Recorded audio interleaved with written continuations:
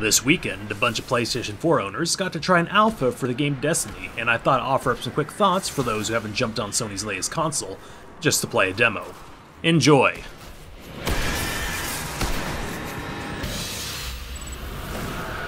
The Hive haven't been on Earth in centuries. That wizard came from the moon.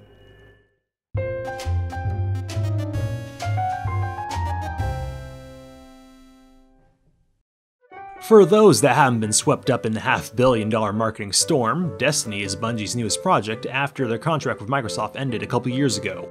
Now free to work on non-Halo properties and helped out with Activision's wallet, this new game is a sci-fi first-person shooter that has humans at war with mysterious aliens. But let it be known, to a casual observer who will claim that Destiny looks like a reskinned Halo, they couldn't be farther from the truth. While the genetics are there in the theme in the field of physics, Destiny comes together as a hybrid of genres. Your party of characters embarks on missions in the structure of Monster Hunter. You have loot gathering like Borderlands, along with the multiplayer toppings in games like Call of Duty and Battlefield. And Halo.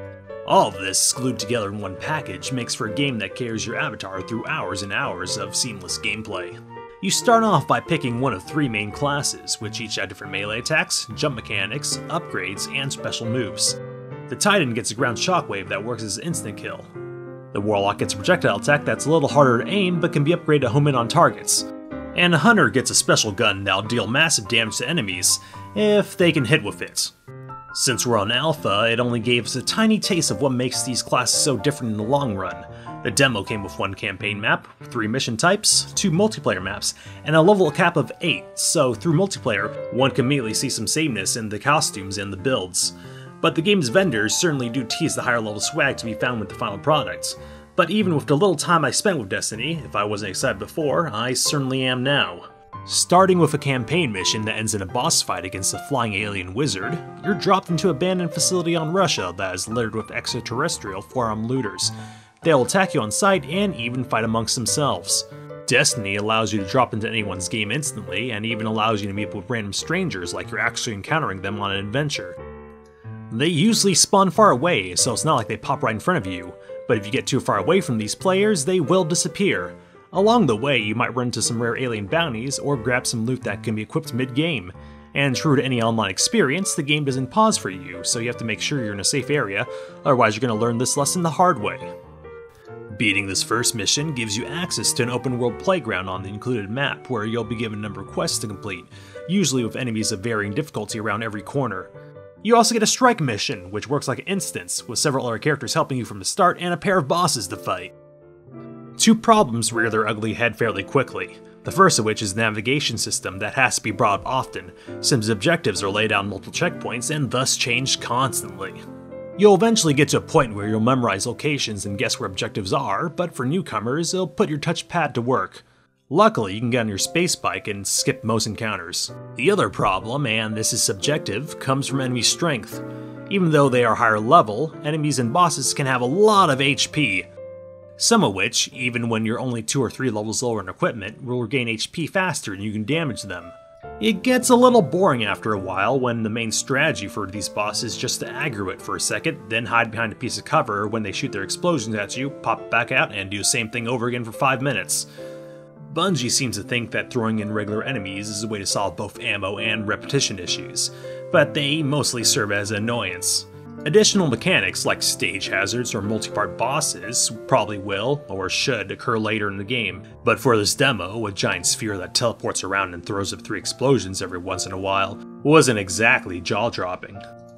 I had much more fun in a survival wave gauntlet you encounter earlier in the mission, where a variety of foes will try to flank you. The thrill of taking out multiple targets with single grenades or special attacks was far more enjoyable, but one-on-one, it's work, not play.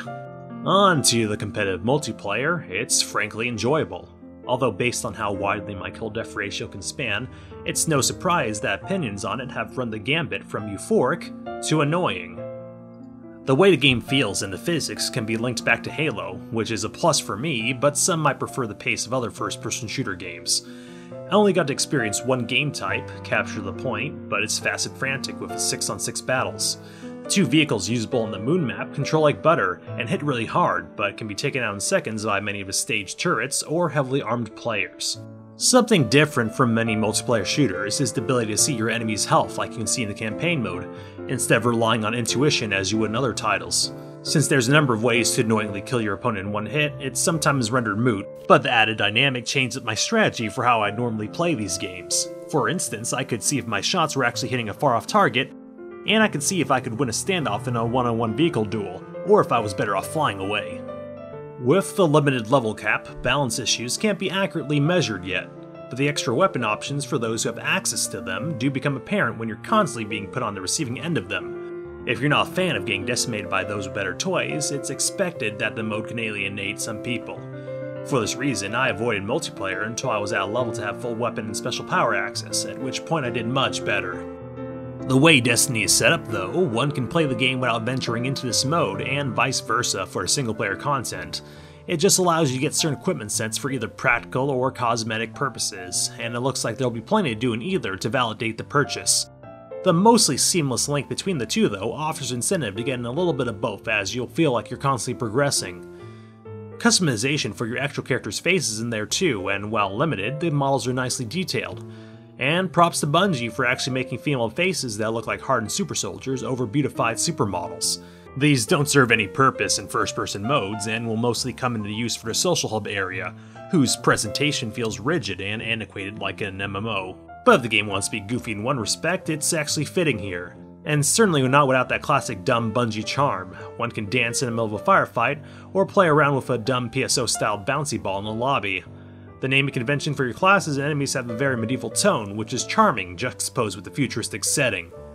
If I had to criticize something about the presentation, it's in the voice acting for your robotic companion, supplied by actor Peter Dinklage. While his narration works in most situations, in others his performance, or at least the direction that he was given, is really wooden, even for a machine. It can't be. It's the Hive. Other NPCs in a demo will perform the same over-exaggerated loop dialogue you expect, which isn't terrible, but doesn't exactly show off the budget behind the title.